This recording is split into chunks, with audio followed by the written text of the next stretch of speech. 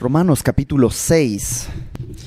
Y como cada que abrimos la palabra, pues vamos a comenzar pidiéndole a Dios que sea su Espíritu el que nos hable, nos revele su verdad, la siembre en nuestro corazón y la riegue para que podamos dar mucho, mucho fruto para su gloria. Así que, Señor, te damos gracias por este día, gracias por este lugar que podemos utilizar para reunirnos en libertad a estudiar tu palabra. Gracias por habernos dejado escrita tu voluntad a la cual podemos acudir y sabemos que es perfecta, que es verdad y que es suficiente y es poderosa, es efectiva para llevar a cabo el propósito por el cual tú nos la dejaste, que es ser transformados a tu imagen. Abre nuestro corazón, Señor, enséñanos, aparta toda distracción que haya alrededor y que el día de hoy tú nos contestes, nos des, Señor, dirección y sabiduría. Te lo pedimos en el nombre de Jesús. Amén. Ok. Hemos estado estudiando ya varias semanas el libro de Romanos y una de las cosas que Pablo nos dejó súper claro es la salvación. Es una obra de Dios, es una obra a la cual nosotros tenemos acceso por fe. Simplemente la recibimos por fe. Es una obra en su gracia, es decir, no la ganamos, no hay forma de alcanzarla. Él la regala, nosotros por medio de la fe la recibimos y no es por obras. Lo dejó muy claro, no se trata de moralidad, de moralismo, no se trata de portarse bien, no se trata de una cuestión de linaje, no se trata de religión, no se trata de nada de eso, es simplemente fe. Y a este punto del mensaje, Pablo pareciera darse cuenta de que algunos van a decir, ok, si es por fe y nada más, si no importa cómo me porte, si no importa qué es lo que haga, ¿no es como una invitación a pecar? Porque al final de cuentas los religiosos podrían decir, no, tienes que hacer esto y esto no. Entonces ya como que te provee así como un espacio seguro, ¿no? Eso no tengo que hacer, esto no tengo que hacer. Entonces como que ya, mientras no lo haga me siento seguro de alguna manera. Y ese es el espíritu un poco religioso. Y todos tendemos a eso, es nuestra naturaleza tender a lo religioso.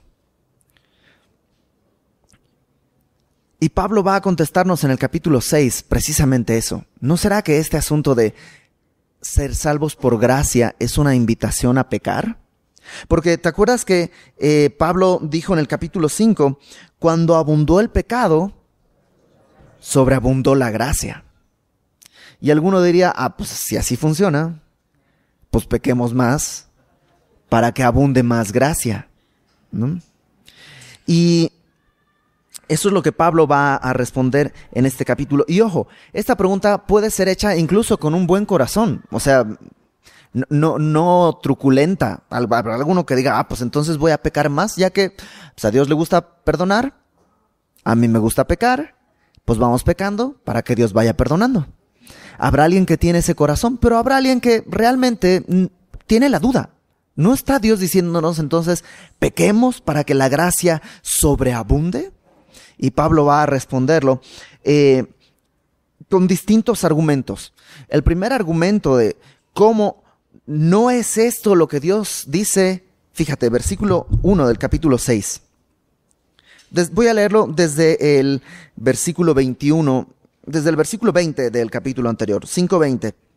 Pero la ley se introdujo para que el pecado abundase, mas cuando el pecado abundó, sobreabundó la gracia, para que así como el pecado reinó para muerte, así también la gracia reine por la justicia para vida eterna mediante Jesucristo, Señor nuestro. Entonces, capítulo 6, Pablo empieza a preguntarse, ¿qué pues diremos? ¿O cuál es nuestra conclusión? ¿Perseveraremos en el pecado para que la gracia abunde? Y la respuesta que da es clara, enérgica y contundente. En el griego es la forma más enfática de decir que no. ¿Qué es lo que dice? En ninguna manera. En español, en México, no sé cómo podríamos decir. A lo mejor, nel. Es como la forma enfática de decir no. O sea, no es simplemente no, es nel, no. De ninguna manera. ¿Cómo podrías pensar, entonces Dios quiere que pequemos más para que sobreabunde su gracia? No. ¿Por qué?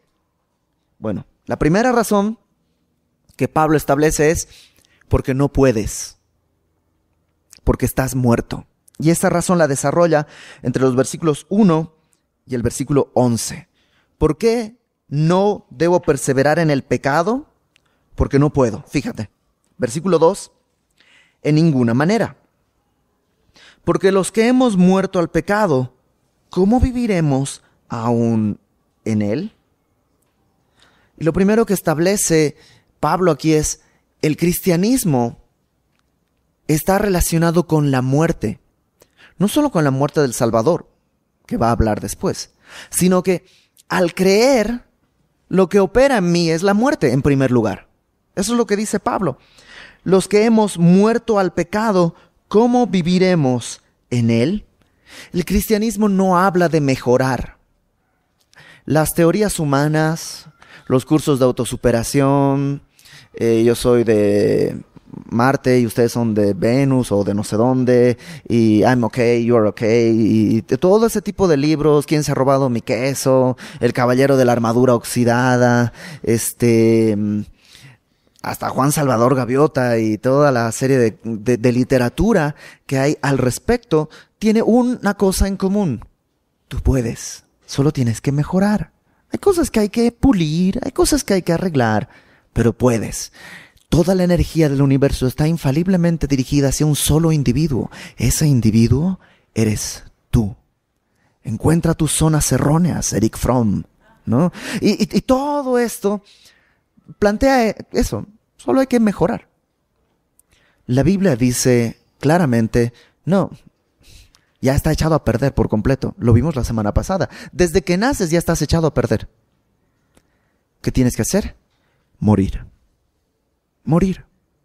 Es lo que hay que hacer. Dios no mejora personas. Dios da vida a los muertos.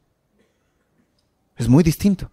Entonces Pablo dice, los que hemos muerto al pecado, ¿cómo viviremos aún en él? Déjame seguir leyendo y ahorita vamos a regresar a esto de estar muerto. Verso 3. ¿O no sabéis que todos los que hemos sido bautizados en Cristo Jesús, hemos sido bautizados en su muerte?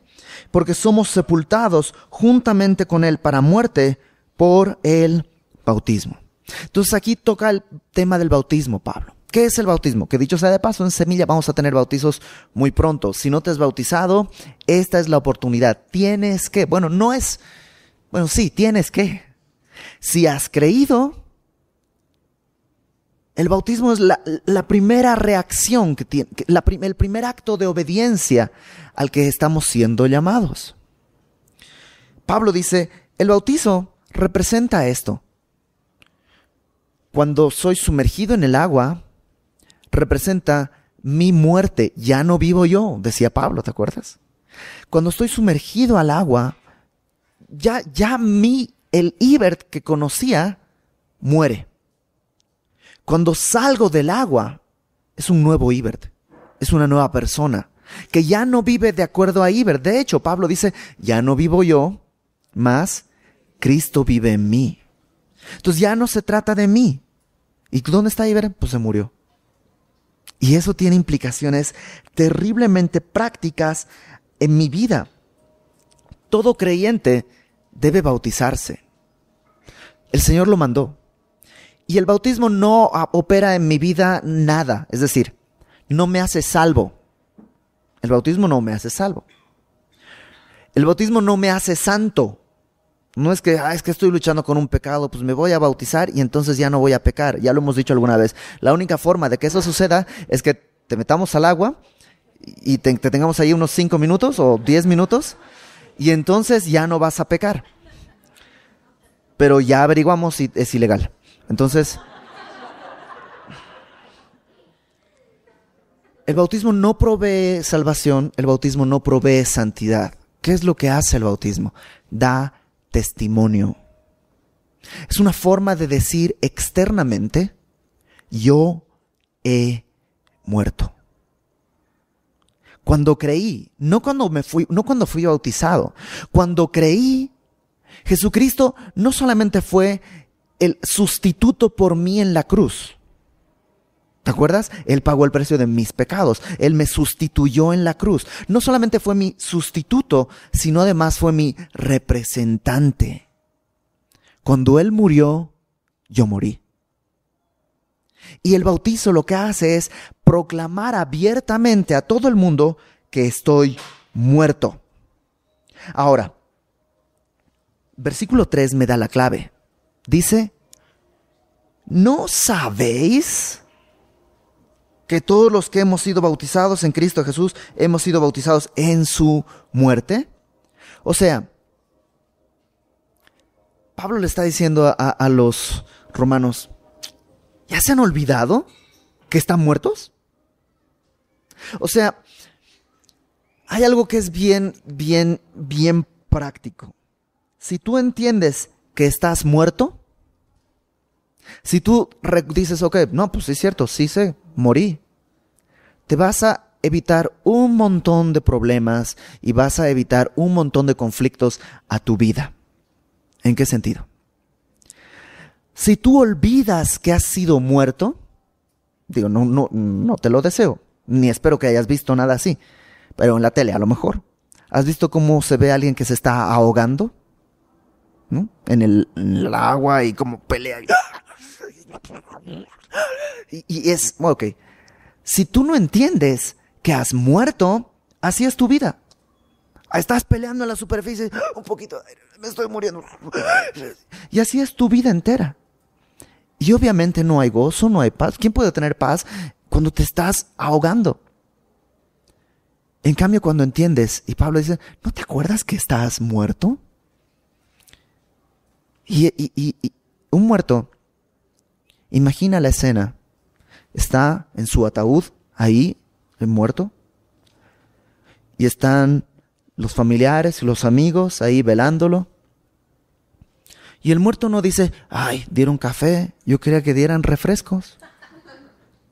El muerto no dice, ay, mira, están haciendo chistes de mi nombre, y qué falta de respeto a mi propio velorio. Ay, fulanita, mírala, ahí viene, y con flores, ahí sí como si le hubiera importado mi vida alguna vez. El muerto no dice nada de eso. El muerto no se queja. El muerto no reclama sus derechos. El muerto no dice, ay, ¿con qué ropa me vistieron? Ay, este ataúd como, yo soy digno de un ataúd más grande, más lujoso. Ay, ¿dónde me van a enterrar? Un muerto no reclama nada de eso. Cuando entiendes que has muerto, tu vida se hace muy sencilla. Porque ya no reclamas, ya no esperas un trato digno, ya no esperas, estás muerto. Y la primera forma de entender mi relación con el pecado, porque el capítulo 6 habla de eso, mi relación con el pecado es, estoy muerto. Un muerto no busca sus deseos, un muerto no tiene sed, un muerto no dice, ay, quisiera ir al cine, ay, mira, que quisiera ver esta película. Ay, un muerto está muerto. Y eso es lo primero que Pablo dice. Un creyente tiene que recordar que está muerto. Y si tú recuerdas eso, créeme, tu vida va a ser muy sencilla. Cuando empieces a decir, es que yo debería tener eso, es que yo debería estar allí, yo debería... Recuerda, estás muerto. Oh, sí es cierto. Y vas a encontrar paz y vas a encontrar gozo. Y tú dirás, pero ¿no quiere decir que nos vamos a estar estáticos ahí sin hacer nada? No, porque fíjate qué es lo que dice Pablo. Porque somos sepultados juntamente con Él para muerte por el bautismo. Pero ahí viene el propósito, a fin de que, como Cristo resucitó de los muertos por la gloria del Padre, así también nosotros andemos en vida nueva. Es decir, no morí para morirme y estar inútil y parado y tieso, está bien, no voy a hacer nada. No. Moriste con un propósito, andar en una nueva vida. Entonces, cuando tú dices, es que yo debería hacer eso, yo debería tener eso, tú tienes que preguntarte, ¿quién lo está pidiendo eso? ¿El Ibert que conocía? ¿Estoy pidiendo para mí? ¿Estoy pidiendo para mis deleites, para mi gusto? ¿O estoy pidiendo para una nueva vida? Y tú ya puedes ver si está pidiendo el muerto o está pidiendo el vivo. Porque morimos con un propósito. Volver a la vida, pero a una nueva vida. Dice de que como Cristo resucitó de los muertos por la gloria del Padre, así también nosotros andemos en vida nueva. Versículo 5. Y sigue desarrollando este tema. Porque si fuimos plantados juntamente con Él en la semejanza de su muerte, así también lo seremos en la de su resurrección. El propósito de Dios es estas dos cosas. O sea, si fuiste plantado en la semejanza de muerte, no que tienes que morir, sino que es un símbolo de tu vida, también seremos plantados en la semejanza de la resurrección. Dios hace el proceso completo. Nadie queda a la mitad. Nadie dice, pues yo sí morí, pero todavía Dios no me ha dado una nueva vida en qué andar. No. Si fuiste plantado en su muerte, Dios va a cumplir y has sido plantado en su resurrección. Entonces, si no estás andando en una nueva vida, probablemente no has sido plantado primero en su muerte. ¿Sí entiendes lo que te digo? Una y otra vez recibimos gente en consejería que pelea y lucha porque dices que yo quiero vivir esta nueva vida, yo quiero vivir esta nueva vida, yo quiero vivir esta nueva vida, pero una nueva vida empieza con una primera muerte. Pero es que yo no quiero morir. Yo quiero que mi matrimonio esté bien. Ok, ¿ya has muerto a tus propios deseos? Si hablo con el esposo, ¿ya renunciaste a tu vida para entregarte por tu esposa? Bueno, pero es que lo que pasa es que yo no... Ok, si no mueres, no tienes una vida nueva. No se puede la mitad. Tienen que ser las dos. Lo mismo, esposa. Es que yo quiero que mi marido sea un buen esposo y sea sacerdote de mi hogar. Ok, ¿y te sujetas? Pues no, porque lo que pasa es que él no es el sacerdote de mi hogar y está siempre medio distraído. Ok, ¿a ti qué te toca? ¿Quieres una nueva vida? Primero tienes que morir. Y entonces vas a caminar en una nueva vida. Esto no se trata de matar. No es que tengo que matarlo al otro para que tenga una nueva vida. Se trata de morir. ¿Sí me entiendes? Es individual. Cada quien tiene que morir a sí mismo. Y no se puede tener lo segundo si no se tiene lo primero. Versículo 6. Y aquí me encanta porque lo primero que nos dijo fue, hazte la vida sencilla sabiendo que estás muerto. ¿Te acuerdas? Versículo 3. Versículo 6 va a decir, sabiendo, es otra cosa que tienes que saber, esto, que nuestro viejo hombre fue crucificado juntamente con él, juntamente con Cristo, para que el cuerpo del pecado sea destruido, a fin de que no sirvamos más al pecado. Es decir, este pleito a veces es que no puedo morir a mí. ¿Nunca te ha pasado? Es decir, yo quiero morir a mí, pero no sé cómo, porque, lo quiero aclarar, no es literal. No tienes que pegarte un tiro, no se trata de morir físicamente, biológicamente, sino que tienes que morir a tus deseos. Jesucristo dijo, aquel que quiera ser mi discípulo, niéguese a sí mismo, tome su cruz cada día y sígame. Y la cruz no es un adorno. El día de hoy lo tenemos como adorno, ¿no? Ahí tenemos medallones, aretes, anillos.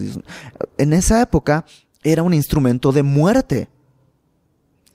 Y la cruz no es como muchas veces nos han hecho creer, ¿estás enfermo? Sí, pues es la cruz que me tocó cargar, pero pues Dios es fiel. No, eso se llama enfermedad y eso se llama vida. Y se enferman buenos y malos y ricos y pobres y santos e impíos y pastores y sacerdotes y todos se enferman.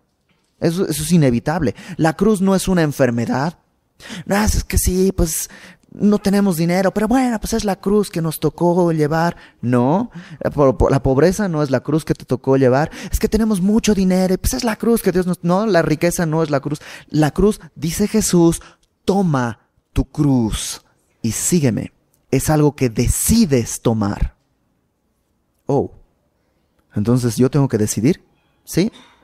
Y nadie decide enfermarse, por ejemplo. Pero sí tienes que decidir morir en ciertas cosas. Te doy un ejemplo sencillo. La próxima vez que estés en un estacionamiento, ahí en Walmart o en una cosa así, y ves un lugar, después de 50 vueltas, y atrás de ti viene otro, ok, cédele el lugar. Eso es morir. Eso es negarme. Y tú dices, ¿y eso en qué ayuda? Bueno, de entrada ayudará tu orgullo, tu paciencia, muchas otras cosas. Eso no es todo. Te estoy dando un ejemplo sencillísimo para empezar. A partir de ahí empieza a morir, pero es una decisión. No es una enfermedad, no es una circunstancia. Es algo que tú dices, ok, rechazo reclamar mi derecho. Vas a Burger King, es que yo la pedí sin pepinillos. Ok. ¿Y es tan grave que te le pusieron pepinillos? ¿Por qué no mueres? O sea, no porque se llame Burger King, realmente eres el rey. Y dice, sabiendo que el viejo hombre fue crucificado. Si tú recuerdas estas dos cosas, que estás muerto, por tanto ya no exiges. Número 2, que el viejo hombre fue crucificado. Dice, sabiendo que el viejo hombre fue crucificado juntamente con él, para que el cuerpo del pecado sea destruido. Porque, estamos de acuerdo, estos dos ejemplos que te puse son solo ejemplos. No se trata de empezar a pedir cosas que no quieres está bien, yo no soy alérgico al jitomate, pero la voy a pedir con jitomate para morir a mí mismo. No se trata de azotarse. Son ejemplos que te estoy poniendo. Pero lo que Dios está diciendo es, mira, el viejo hombre fue crucificado para que el cuerpo del pecado sea destruido. Y la palabra destruido ahí es una palabra que literalmente quiere decir inútil.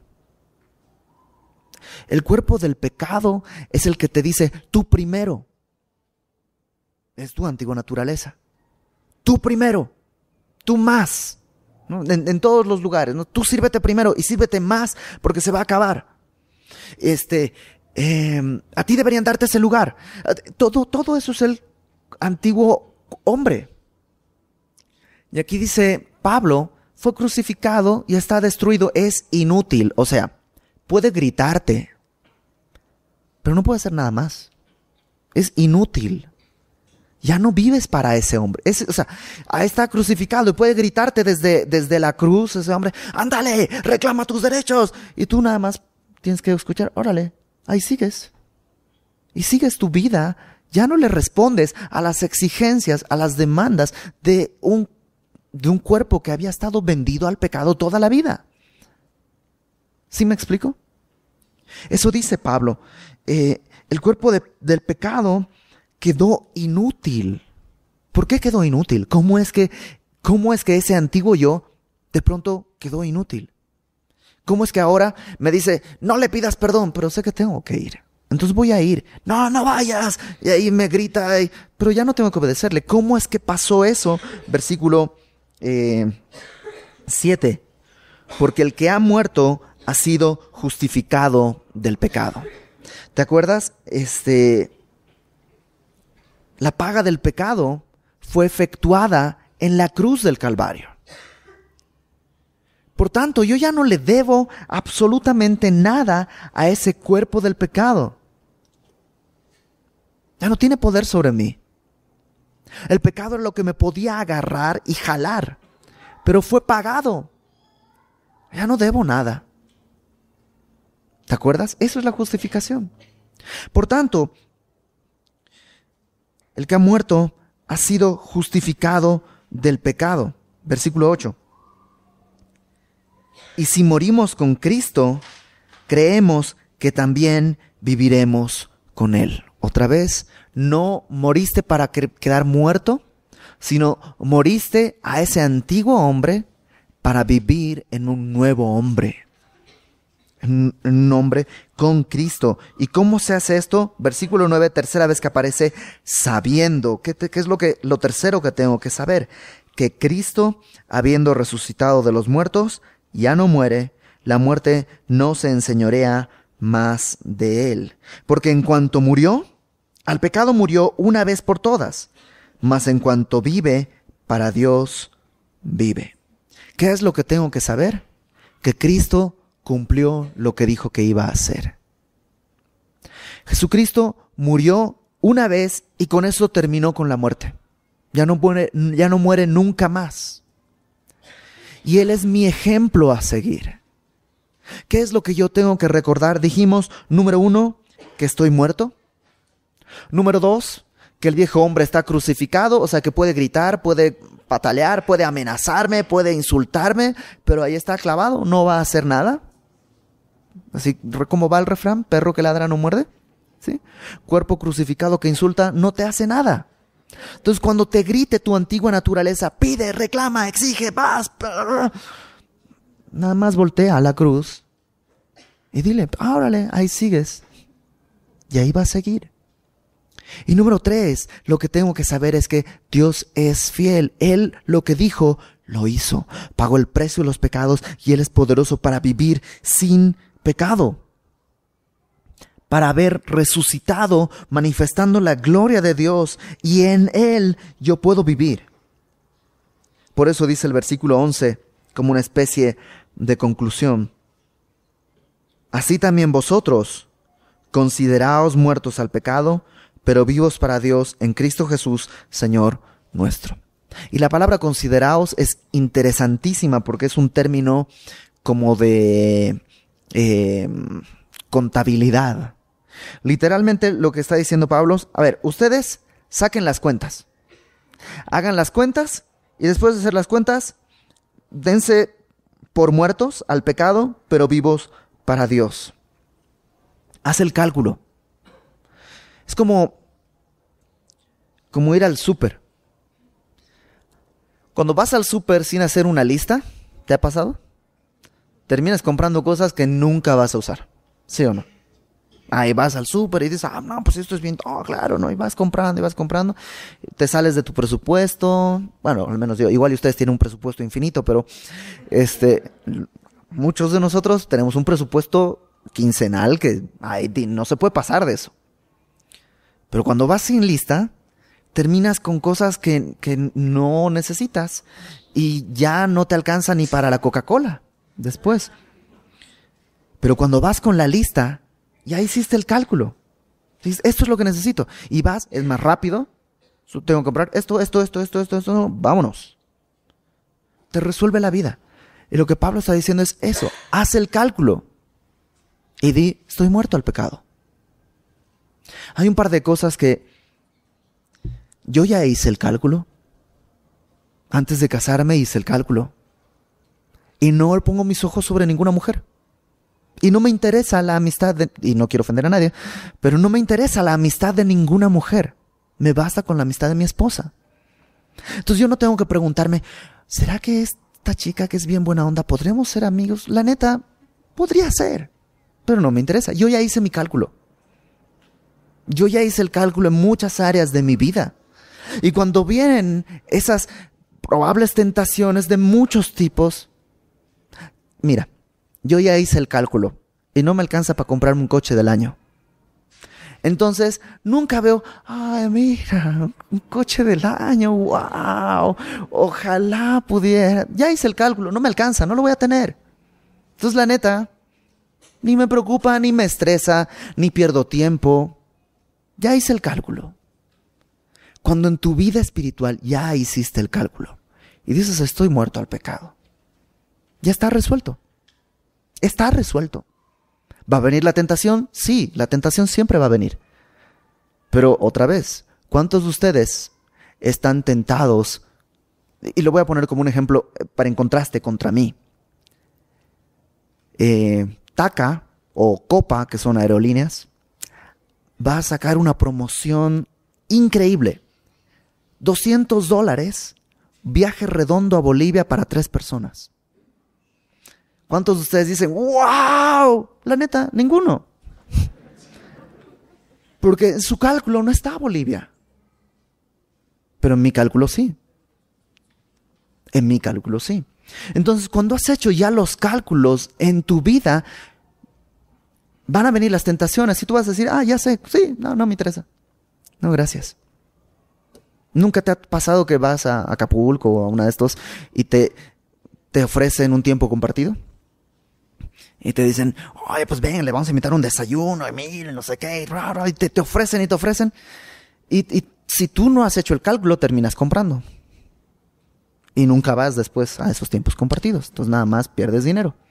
Pero en toda tu vida, cuando has hecho el cálculo, las cosas son más fáciles. En el espíritu funciona exactamente igual. Entonces, haz el cálculo. Revisa tu vida. ¿Cuáles son las áreas de tentación? Porque sí, hay cosas en mi vida que yo ya hice el cálculo, pero en otras áreas no hice un buen cálculo. Y tropiezo y caigo y luego tengo que echar marcha atrás y todo. Dios es fiel, sí, pero Dios no quiere que atravieses eso. Entonces haz un inventario en tu vida y haz el cálculo y di, estoy muerto al pecado, pero vivo para Dios. Eso es la cruz. Eso es la cruz. Muchas veces igual vienen y me dicen, es que mi jefe me dice no sé qué, y no sé qué, y no sé qué, ¿qué hago? Bueno, haz el cálculo. Crucifícate. Y luego pregunta un muerto, ¿qué puede reclamar? No, pues nada. Ok, ahí está tu respuesta. Entonces, ¿no tengo que reclamar los derechos que por ley me corresponden? Sí, pero ¿en quién confías? En Dios. Si te los otorgan, gloria a Dios. Si no te los otorgan, Dios tiene un propósito. Pero no voy a ensuciar el nombre de Dios yendo a gritarle a mi jefe. ¿Te das cuenta? Eso ya está fuera del cálculo. Sí puedo pedir mi demanda legal y decirles, aquí esto es lo justo. Pero lo otro es rebasar, está reinando el viejo hombre. El que quiere más y más y más y más. Entonces, ¿cómo me crucifico? Pues todos los días tienes que crucificar. No es algo que haces una vez al año, no es como la verificación. Todos los días tienes que levantarte y decir, Señor, el día de hoy renuncio a lo que soy y muero para que tú reines en mi vida. Y es diario, y cuesta. La cruz duele, claro que duele.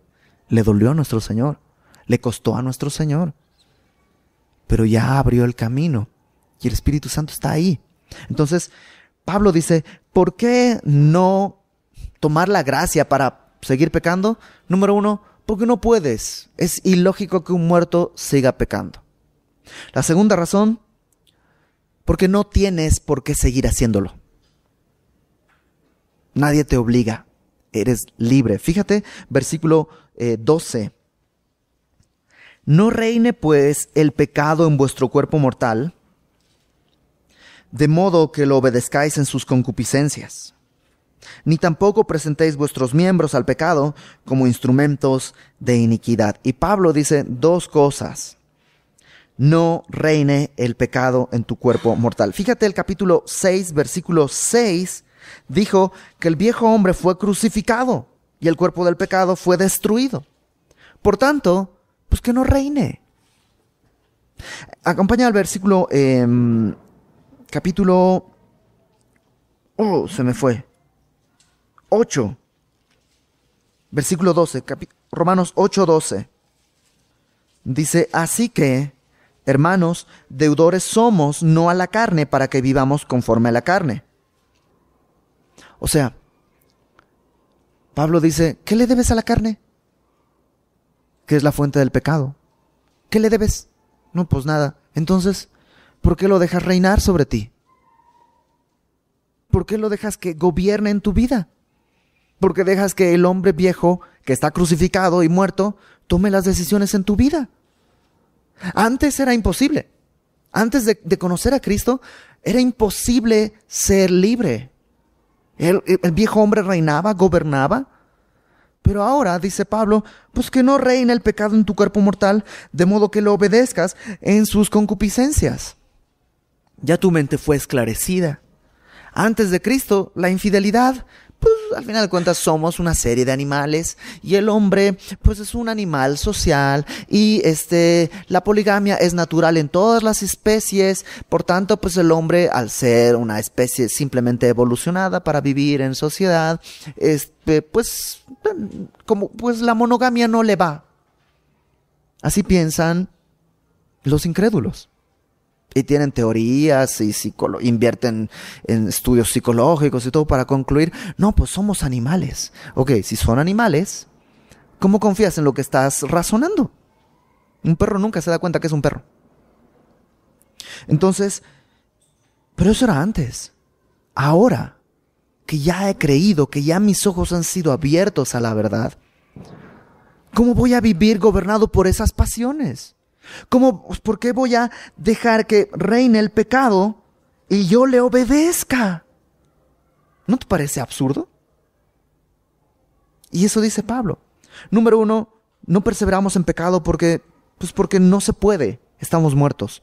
Número 2, porque no es necesario, no tienes por qué estar obedeciéndole a ese que te grita y te amenaza y es tu viejo hombre. ¿Qué es lo que debo hacer? Dice ahí en el versículo 13, sino presentaos vosotros mismos a Dios como vivos de entre los muertos y vuestros miembros a Dios como instrumentos de justicia. Dice, preséntate vivo ante Dios. ¿Y cómo puedo presentarme vivo ante Dios? Diciéndole, Señor, aquí están mis manos, aquí están mis ojos, aquí están mis recursos, úsalos como quieras. Antes, para pecar hacíamos todo tipo de cosas. ¿Sí o no? Te quedabas hasta tarde despierto, te despertabas temprano, invertías tus recursos, trabajabas el doble para poder tener un sueldo extra y luego irte de reventón el fin de semana y gastarte todo lo que habías trabajado, etcétera, etcétera. Todo eso lo hacías. Ahora llegamos al Evangelio y decimos, sí, Dios me está hablando de que descanse. Entonces no voy a ir a la oración. Dios me está hablando de que descanse, entonces voy a despertarme más tarde. Y ya no corremos con esa misma fuerza con la que corríamos tras el pecado. Y nos pasa a todos. Y Pablo dice, ¿sabes qué? Preséntate vivo y presenta tus miembros, presenta tus brazos, presenta tus ojos, presenta tus recursos como instrumentos de justicia. Versículo 14. Porque el pecado no se enseñoreará de vosotros, pues no estáis bajo la ley, sino bajo la gracia. El pecado no va a reinar sobre ti. Eso está garantizado. ¿Por qué? Porque ya no estás bajo la ley, sino bajo la gracia. ¿En qué sentido? La ley tenía esto, te decía no, no, no, no. Y en mi naturaleza, cuando alguien te dice no, ¿tú qué es lo que haces? Sí. No te metas un frijol a la nariz. La primera vez que el niño encuentra un frijol, ¿qué crees que va a hacer? Metérselo a la nariz. Es nuestra naturaleza. Entonces Pablo dice, no se va a enseñorear el pecado de ti porque ya no estás tratando de cumplir leyes, sino estás bajo la gracia. No estás tratando de ganarte, Señor, ya cumplí, séllame mi pasaporte para poder entrar. Estás con tu pasaporte ya sellado, diciendo, Señor, no puedo creerlo. ¿En serio? ¿A mí? ¿No me has visto? Sí. ¿Y sabes quién soy? Sí. ¿Y así me recibes? Sí. ¿Y todo lo que hice? ¿Qué hiciste? Todo mi pecado. ¿Cuál pecado? Yo te veo en la sangre de mi Hijo. Te veo santificado en su vida. Pero Señor, ¿puedo pasar? Sí. ¿Así? Sí. Y así es Dios. Ya no estamos bajo la ley, estamos bajo la gracia. Y el motor por el que Dios quiere movernos es el amor. Es el amor. Y si eres papá, lo sabes. ¿Cuántas veces te despertarías en la noche por tus hijos? Las que sean necesarias. Si eres muy dormilón antes de tener hijos, la primera noche con bebé en casa se te pasa. Un mes después estás terriblemente cansado, agotado, pero todavía te levantas. ¿Por qué?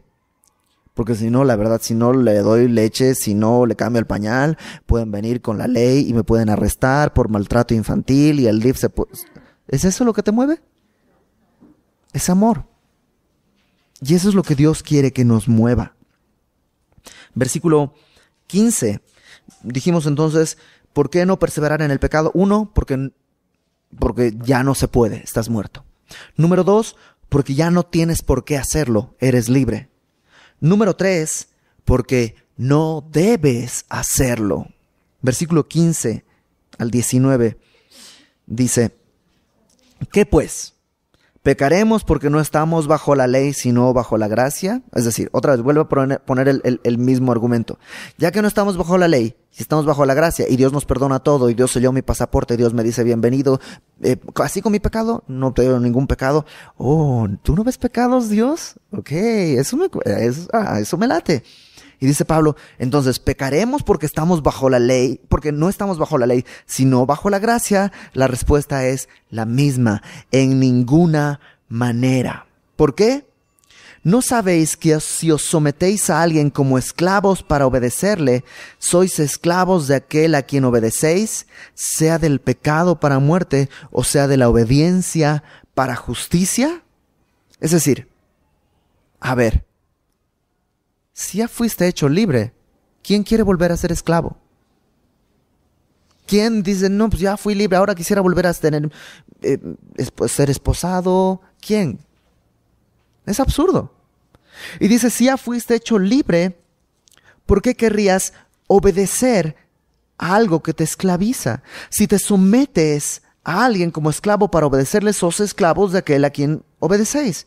Si te sometes a obedecer al pecado, eres esclavo para muerte. En cambio, si te sometes a obedecer a Cristo, eres esclavo para justicia. Pero dice el verso 17, gracias a Dios que aunque erais esclavos del pecado, habéis obedecido de corazón a aquella forma de doctrina a la cual fuisteis entregados, y libertados del pecado vinisteis a ser siervos de la justicia. Dios ya extendió su gracia, ya te abrió el corazón, ya te enseñó. Toda doctrina tiene que llevarte a la obediencia a Cristo. Y eso es algo muy personal y generalmente hablamos a cristianos que están empezando y tú échale, y tú no sé qué, y le vas aconsejando. Pero cuando ya tienes varios años a cuesta como creyente, ya te sabes versículos, ya conoces de qué se trata la Biblia, ya te hablan de Moisés y sabes dónde está, cuando tienes todo eso en mente, tienes que cuestionarte, porque todo eso es doctrina, todo eso es enseñanza. ¿Eso te está llevando a obediencia o te está llevando a licencia para el pecado? Es que Dios, yo sé que me perdona. Oh, ¿por eso vas a pecar? ¿Porque sabes que te perdona? ¿No es absurdo? Sería como, ni siquiera sé cómo ejemplificar de tan absurdo que es. Y Pablo dice, ¿por qué te someterías como esclavo al pecado que te da a la muerte, en vez de someterte como esclavo a Cristo, que te hace un siervo de la justicia? Y el verso 9, Pablo, corrige un poco o aclara esto de siervos de la justicia. Dice, hablo como humano por vuestra humana debilidad, que así como para iniquidad presentasteis vuestros miembros para servir a la inmundicia y a la iniquidad, así ahora para santificación presentad vuestros miembros para servir a la justicia. Y Pablo hace una aclaración. Estoy hablando como humano, es decir, en términos humanos. Esto de servir a la justicia, la palabra servir es doulos o doulos, que es esclavo. Yo no puedo, en un sentido sí, soy un esclavo de la justicia. Porque eso es lo que acaba de decir. Si me sujeto al pecado, soy un esclavo del pecado para muerte. Si me sujeto a Cristo, soy un esclavo de Cristo para vida. Y en ese sentido, sí soy un esclavo. Pero realmente, lo que me está diciendo es, si te sujetas a Cristo, eres libre para justicia. No hay nadie más libre que un esclavo de Cristo. Suena contradictorio. Suena medio extraño. ¿Cómo puedes ser esclavo si eres libre? ¿Cómo puedes ser libre si eres esclavo? En Cristo es así. Si tú tratas de buscar tu libertad, vas a terminar esclavo. En cambio, si tú renuncias a tu libertad, pones tus manos, ponme los grilletes, Señor, yo quiero ser un esclavo de justicia, Dios te hace libre. Y cuando eres libre, eres esclavo de justicia. Y tú dices, ¿cómo puede ser? ¿Quién sabe? Pero así es. Así es. Yo no sé cómo funciona el control remoto, pero funciona. En la tele, funciona. Entonces, Pablo dice, ahora que eres esclavo de justicia, eres libre para presentar tus miembros para servir a la justicia. Y ahora ustedes son libres. Y es bueno verlos caminar en esa, no sé cómo decirlo, esclavizante libertad.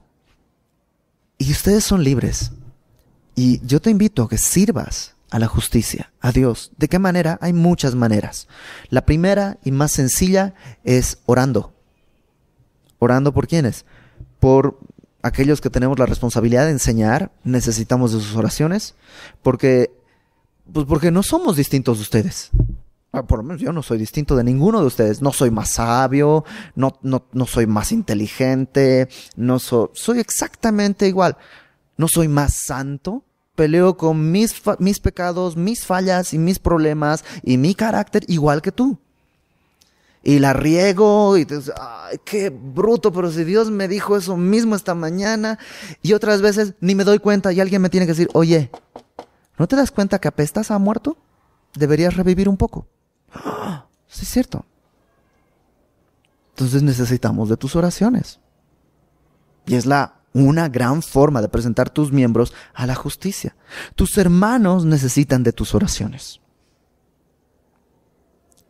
La iglesia necesita de brazos, de manos para servir. En todas las áreas. Club Semilla, en todas las áreas. Tú me dices, pero es que es muy complicado servir en Semilla. Pídele a Dios, Dios va a abrir las puertas. Él lo hace. Él lo hace. Entonces, preséntate. Y por último, dijimos, número 1, ¿por qué no perseverar en el pecado? Porque pues, no se puede, estás muerto. Número 2, porque no es necesario, eres libre. Y número 3, porque no debes hacerlo, ¿cómo esclavizarte otra vez? Y viene una advertencia, y es una advertencia que está del versículo 20 al versículo 23, y mira hacia el presente, mira hacia el pasado, y mira hacia el futuro. Dice, porque cuando erais esclavos del pecado, erais libres acerca de la justicia. A alguien que es esclavo del pecado, a alguien que no conoce de Cristo, no le puedes decir, ya no fumes, ya no trates mal a tu esposa, ya no digas groserías, ya no tomes, no le puedes decir, es esclavo. Él es esclavo. El viejo hombre le dice que haga y hace. No puede, no es libre. Entonces dice, antes eras esclavo del pecado acerca de la justicia, pero ¿qué fruto tenías de aquellas cosas de las cuales ahora os avergonzáis? Porque el fin de ellas es muerte. Si volteas para atrás y ves tu vida anterior y no te avergüenza, a lo mejor no has entendido bien y necesitas recordar lo que acabamos de leer. Déjame decirlo otra vez. Si volteas a tu vida hacia atrás, antes de Cristo, y no te avergüenza, a lo mejor no has entendido. Y si ese es tu caso, tampoco quiere decir que entres en condenación. Simplemente pídele a Dios que te revele. Yo por años, un año por lo menos, como creyente, yo volteaba hacia atrás y decía, es que Señor, entiendo todo. Creo tu palabra. Pero la neta, yo veo mi vida y no... ¿no era un hombre inmoral en todos los sentidos? De mi boca nunca salieron groserías. Siempre se me hacía así como, ay, qué chafa, como si el lenguaje no tuviera suficientes palabras. Mi relación con mi familia siempre fue de un respeto pues, humanamente hablando, correcto. Mi educación, es decir, yo volteaba para atrás y decía, te creo, todos somos pecadores.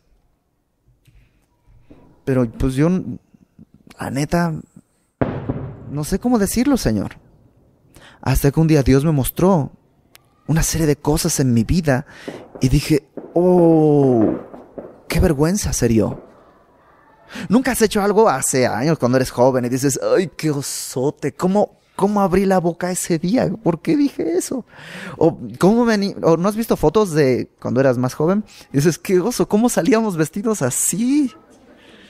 ¡Qué oso! Espiritualmente tú tienes que voltear atrás y decir, ¡qué vergüenza! Si no te avergüenza cómo eras, a lo mejor tienes que pensarle y decirle al Señor, por favor, revélame cómo era. Número 2, dice verso 22, porque ahora que habéis sido libertados del pecado y hechos siervos de Dios, tenéis por vuestro fruto la santificación y como fin la vida eterna. Mirando hacia el presente, tú tienes que ver si el fruto de tu vida es santificación. Si en tu vida estás caminando en santificación. La santificación tiene tres áreas. Número 1, una posición a la que Dios te pone. Esa es inmediata. Somos santos para el Señor, apartados para Dios.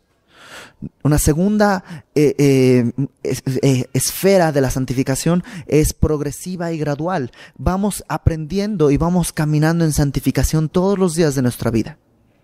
Y todos los días se supone que tienes que caminar un poco más apartado de Dios. Es un proceso la santificación también. Y una tercera esfera es la santificación final, cuando estemos delante de Él y nuestro cuerpo sea un cuerpo redimido y no este cuerpo que está vendido al pecado. Entonces, la posición ya la tienes. Si has creído, ya la tienes. No tienes nada que hacer, ahí está, ya Dios te la dio. No te la ganaste, Dios te la dio. La tercera va a venir cuando el Señor venga por nosotros. Pero la segunda, este proceso tiene que estar creciendo en tu vida. Si no hay un crescendo, si no hay un avance, si tú te comportas igual que hace un año, pues estás muerto. Estás muerto. Y por último, mirando hacia el futuro, dice, tenéis como fruto la santificación y como fin la vida eterna. Si la vida eterna con Cristo no es tu anhelo, hay algo que no has entendido probablemente. Tiene que ser nuestro anhelo, nuestro motor, nuestro mayor gozo. Un predicador una vez decía, de estos que predican la sanidad, que Dios te quiere sano y rico y guapo y todo. Decía, yo por ejemplo voy a vivir más de 100 años porque Dios me lo ha prometido. Yo decía, ¡qué espanto! Entonces yo lo que quiero es irme. ¿Para qué quiero quedarme 100 años soportando 80 kilos de inmundicia que nada más me llevan todos los días a querer negar a mi Señor? Y no estoy diciendo cometamos suicidio, sino que mi anhelo es lo que está allá, no lo que está aquí. Vivir para siempre, sí, pero allá. Aquí no, por favor.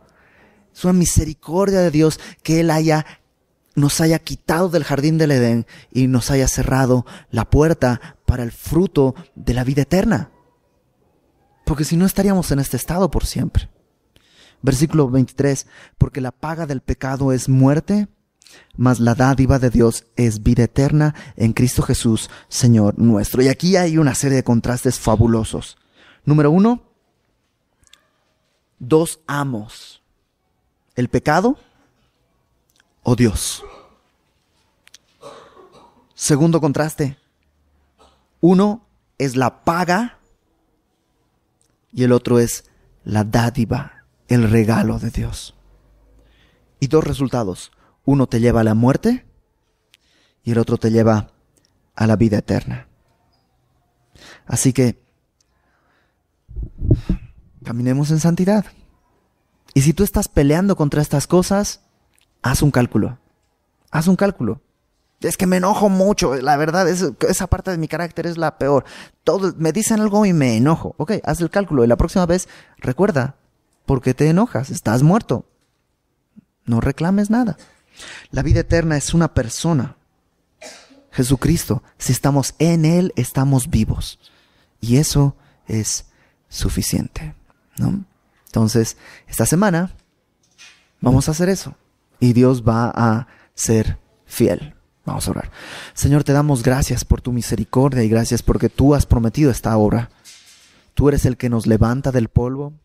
Tú eres el que nos ha dado vida eterna y tú eres el dueño de nuestras vidas. Por tanto, Señor, danos de tu vida. Ayúdanos primero a morir a nuestras pasiones para poder vivir de acuerdo a tu naturaleza y de acuerdo a tu gloria. En tu nombre, Señor, te rogamos, haz esto en nosotros. Que presentemos nuestros cuerpos como sacrificios vivos delante de ti, nuestros miembros como esclavos a la justicia, para caminar en esa libertad por la cual tú pagaste con tu propia sangre. En el nombre de Jesús nos ponemos en tus manos, rogándote que no solo esta semana, pero sobre todo esta semana, Señor, nos permitas ver tu gloria mientras caminamos en tu voluntad. En el nombre de Jesús, amén.